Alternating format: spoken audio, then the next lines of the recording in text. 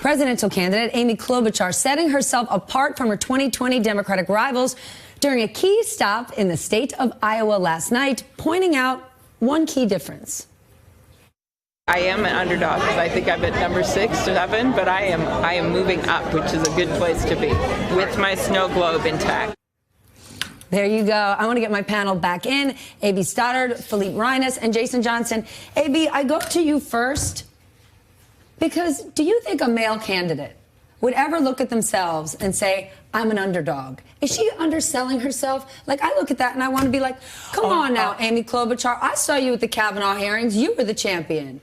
I think actually that's a tactic to deploy, and I think men use it as well. It's lowering expectations. And she's also trying to differentiate. I mean, she's trying to sort of say, I'm drowning here in the moderate lane because this is a wacky party of out-of-control socialists. So I'm the underdog in this really left-wing party.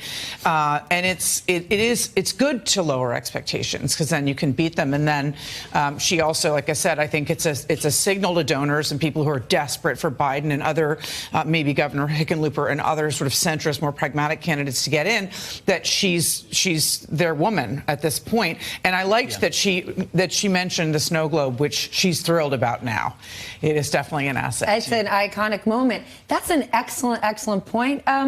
Philippe, when you look at this, what do you think about her position? Because one of the issues is the center isn't sexy. I watched her town hall the other night, and when she was speaking truth about how hard it is to actually pay for a lot of progressive ideas, she kind of got this. And what she was doing was being realistic. Well, that's a fundamental choice they're all going to have to make over the next year is, do they want to bank on being realistic and telling hard truths to an audience? In her case, was a college university, where she was saying tuition shouldn't be free? Or do you realize that maybe the primary voters don't want to hear you be honest if it's that they're not going to get what they want? And I would hope that her approach is the one that wins, not her particularly, but that full honesty. But I don't know, because it really depends on what kind of purity. Uh-oh, he's laughing at us. Again, I can feel like the fire. I can feel this isn't going to be yelling, he's going to be laughing. What America do you guys live in? The president of the United States ran on building a wall and creating a space force. Since when does somebody go practical and centrist when they're running for president? That's how you lose. You have to tell people your fantasy about what you want to create in this country. Even if you can't do it, people want to know what your dreams are. Running for president is aspirational. If I just want to find out what your party position is, I can go to your website. But I want to hear someone says, look, I dream bigger than what we have right now. I want more than we have right now. Yeah, we may not get it done in my term. It may take 2 or 3 terms, but that's my dream. I don't know, Jason. Maybe people are kind of tired of false promises. This guy, the guy in the White House right now is still winning, and he'll probably get reelected next year on false promises. You're not going to out false promise him. Well, I'm not saying lying, but I'm saying having a dream of what you want to create in America is what makes you a candidate. I mean, look, in 2015, I winced when Hillary Clinton would not go along with 100% free tuition. It was a silly wedge to allow Senator Sanders to use. She wanted 99%. Just give the 100%. If 1% goes to Don Jr., okay, we'll deal with that later. Be aspirational. I was surprised this past week on both college education and a few other things that people are making issues out of things that they should just... Why? Isn't that a way that they could start to pull Republican voters?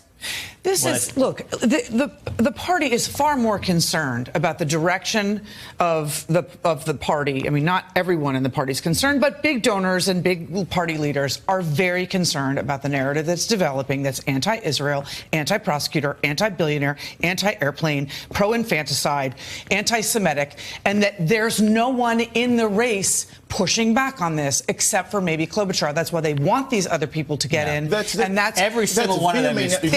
Hold on. It is now. They don't want to be a punchline in Donald Trump's rallies this early in what is expected to be a very lengthy process that could go into next May. Donald Trump. Hold on, Jason.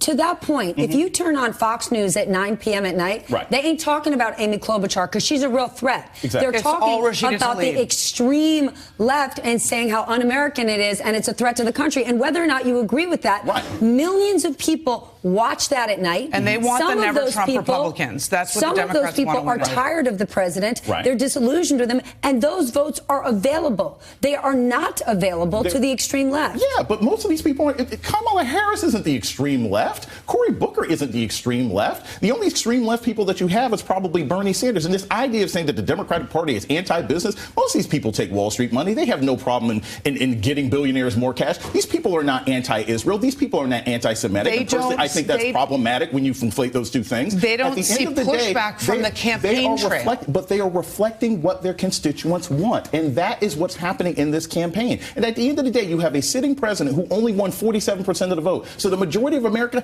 doesn't like this guy. They didn't like him 4 years ago. They don't like his policies now. So if there's ever a window for a Democrat to come in and come up with something crazy, now's the time. They But are if the they're afraid the voters are going to sit the election out. They know Biden can pick up never Trump Republicans in the Midwest. They know that maybe Klobuchar can. They're concerned about this idea Republicans are selling that the Democrats are radical because it will make voters sit out. Voters stayed home on Hillary Clinton.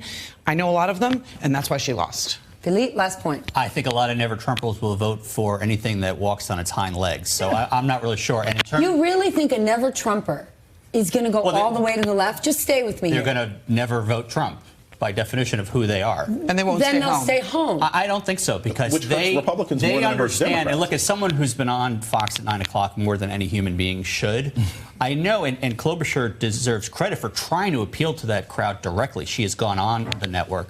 There are people who they need to hear that there is an alternative. Are they going to buy it? Probably not. But they need to hear that there are people out there who say, I think America can be this.